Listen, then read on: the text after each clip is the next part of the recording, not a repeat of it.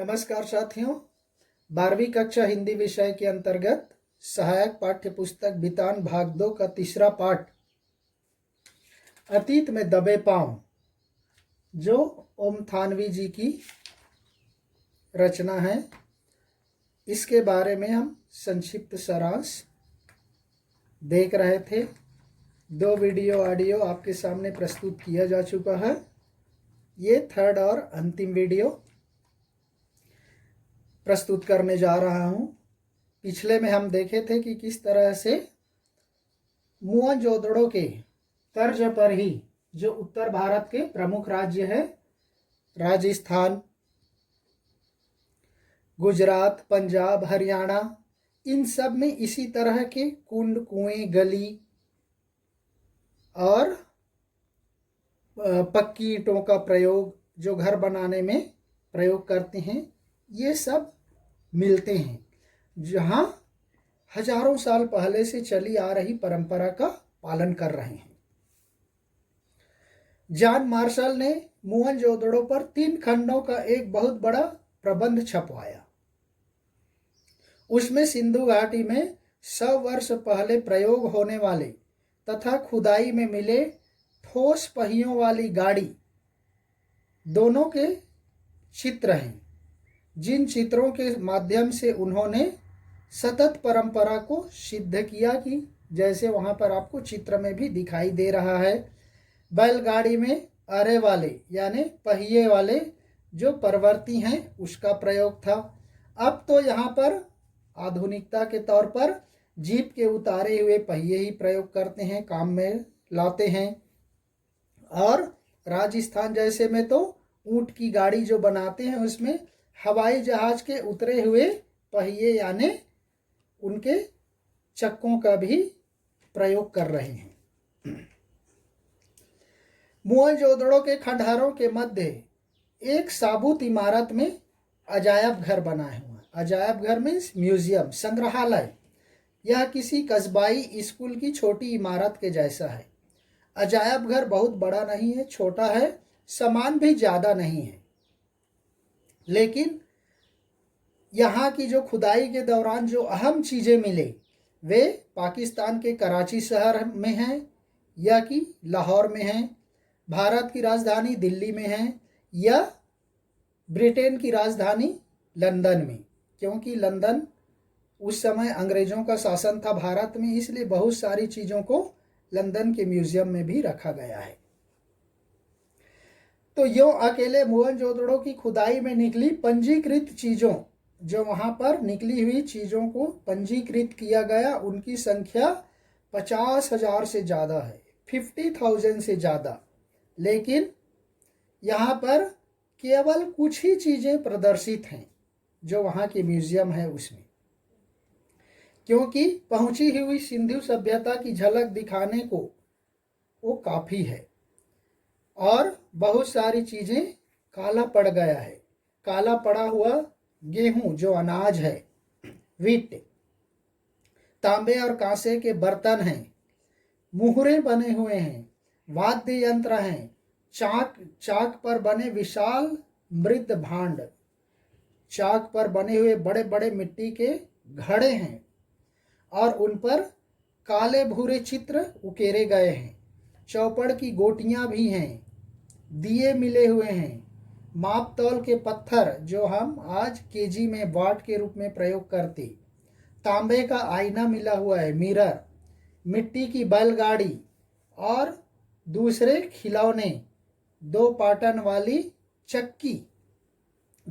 वाली चक्की जिसमें उड़द और तुअर दाल वगैरह दरने का काम आता है, कंघी मिले हुए हैं, मिट्टी के कंगन, रंग बिरंगे पत्थरों के मनकों वाले मोती जैसे हार मिले हुए हैं और पत्थर के औजार, अस्त्र शस्त्र जो वहाँ पर खेती बाड़ी में प्रयोग होते हैं, ये सारी चीज़ें मिले हुए हैं जो वहाँ के उस म्यूज़ियम में रखा हुआ है। उस म्यूज़ियम में तैनात गार्ड, रखवाली करने वाला अली नवाज बताता है कि यहाँ पर कुछ सोने के गहने भी हुआ करते थे, लेकिन वो चोरी हो गई, इसलिए आज वो नहीं है, क्योंकि वह मूल्यवान वस्तु है सोना, इसलिए चोरी हो गया, ऐसा वो बताता है। इसके अतिरिक्त उस म्यूजियम में, उस संग्रहालय में एक आश्चर्य की बात यह है कि यहाँ हथियार कोई नहीं है, कोई हथियार नहीं। जैसे कोई राजा महाराजा के यहाँ किले वगैरह में जाने से देखने को मिलता है, ऐसा कोई वहाँ पर हथियार नहीं है। और इससे पता चलता है कि इस सभ्यता में अनुशासन शक्ति के बल पर नहीं था, यहाँ कोई सैन्य सत्ता नहीं थी, ऐसा अनुमान लगाया जाता है, बल्कि सांस्कृतिक धरातल पर इस सभ्यता में सामाजिक व्यवस्थाओं में एक रूपता थी। यहाँ की जो सभ्यता थी वह संस्कृति पर आधारित था, समाज की समानताओं पर, व्यवस्थाओं की एक रूपता पर आधारित सभ्यता माना जाता था। अतः यह सभ्यता दूसरी सभ्यताओं से भिन्न है, इसलिए उस सभ्यता को दूसरी सभ्यताओं से बिल्कुल डिफरेंट माना गया, अलग माना गया।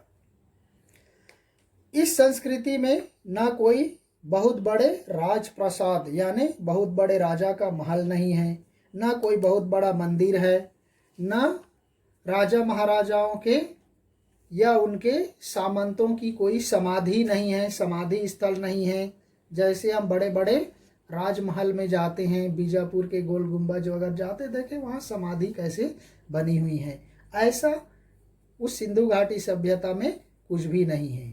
मूर्ति शिल्प भी छोटे हैं, जो मूर्ति बनी हुई है वो भी छोटे हैं, जैसे यहाँ पर चित्र में कुछ दिखाई दे रहा है। नरेश के सिर पर मुकुट भी बहुत छोटा है, जो राजा के सिर पर जो मुकुट होता है वह भी बहुत छोटा है। नावें भी छोटी हैं, बोट भी छोटे हैं, और यह लोग लघुता में महत्ता अनुभव करते थे।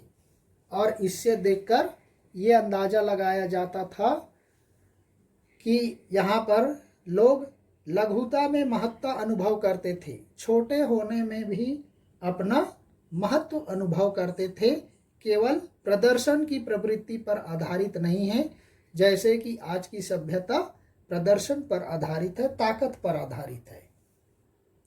मोहनजोदड़ो सिंधु सभ्यता का सबसे बड़ा नगर था, साधनों और व्यवस्थाओं के लिहाज से बहुत समृद्ध भी था।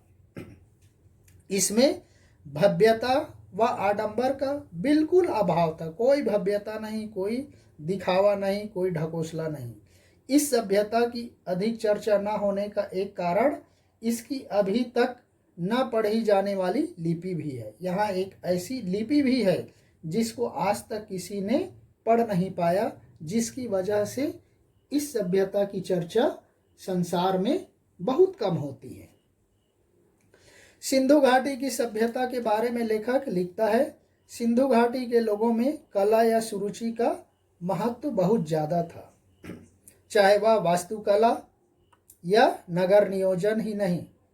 वास्तुकला मीन्स मंदिर वगैरह घर बनाने की कला, नगर नियोजन की कला, धातु और पत्थर की मूर्तियाँ, मृद भांड यानी मिट्टी के बड़े बड़े भाड़े, बर्तन, घड़ा, उन पर चित्रित मनुष्य की आकृति, वनस्पति और पशु पक्षियों की मूर्तियाँ, सुनिर्मित मुहरें, उन पर बारीकी से उत्कीर्ण की गई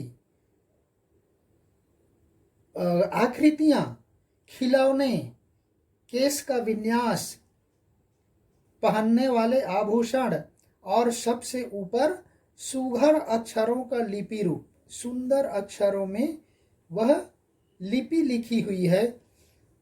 लिपि रूप सिंधु सभ्यता को तकनीकी दृष्टि से यह सिद्ध करता है कि वह ज़्यादा कला सिद्ध है, यह प्रूफ करता है, सिद्ध करता है। एक पुरातत्ववेत्ता के मुताबिक सिंधु सभ्यता की खूबी, उसकी विशेषता उसका सौंदर्य बोध है, जो राजपोषित या धर्म पोषित न होकर समाज पोषित था। ये प्रश्न अक्सर परीक्षाओं में पूछ दिया जाता है, प्रश्न भी है, सिंधु घाटी की सभ्यता राजपोषित या धर्म पोषित न होकर समाज पोषित था, सिद्ध कीजिए, बताइए। तो इस तरह से था। शायद इसीलिए आकार की भव्यता की जगह उसमें कला की भव्यता दिखाई देती है। आकार में भले ही बहुत बड़ा ना हो, लेकिन वहाँ कला के कई नमूने, कई उदाहरण वहाँ पर मिले हैं। इसके अतिरिक्त जो अजायब घर है, जो म्यूजियम है, संग्रहालय है, उसमें तांबे व कांसे की बहुत सारी सुइयाँ मिली हैं। सुई जिसमें एक तो 2 इंच लंबी है, वे शायद काशीदाकारी के काम आती हूँ, कपड़े के डिजाइन बनाने में, जिसको आजकल हम लोग एम्ब्रॉयडरी वगैरह के रूप में जानते हैं। और दाढ़ी वाले नरेश की मूर्ति के बदन पर आकर्षक गुलकारी वाला दुशाला है। आकर्षक गुलकारी डिजाइनों से बना हुआ दुशाला लगा हुआ है। खुदाई में मिले विशेष रूप से हाथी दांत और तांबे के सुए भी, सुई से बड़ा होता है सुए, और शायद इसका प्रयोग वे लोग दरियां बनाने में, दरियां बुनी जाती थी, ऐसा खुदाई करने वाले लोगों का अनुमान है, अंदाजा है। तो इस तरह से शायद वहाँ की सभ्यता कभी हासिल न हो, अब वहाँ पर खुदाई बंद कर दी गई है। सिंधु के पानी के रिसाव के कारण वहाँ पर क्षार, जो नमक की मात्रा, वो बढ़ गई है और वहाँ पर दलदल की समस्या, कीचड़ की समस्या पैदा हो गई है। अब इस तरह से वहाँ पर मौजूद जो उपस्थित है, प्रेजेंट है, उस खंडहरों को बचाकर रखना ही अब अपने आप में बहुत बड़ी चुनौती बन गया है, चैलेंज बन गया है। तो वहाँ पर नई चीज़ें खोद करके निकालने की तो बात बहुत दूर की है, उन बचे हुए अवशेषों को बचा करके रखना ही बहुत बड़ी मुसीबत है, समस्या है। तो इस तरह से अतीत में दबे पांव जो सिंधु घाटी सभ्यता की झलक हमें यहाँ पर दिखाई दिया, और इसी के साथ ही यहीं पर यह पाठ समाप्त होता है। धन्यवाद। जय हिंद।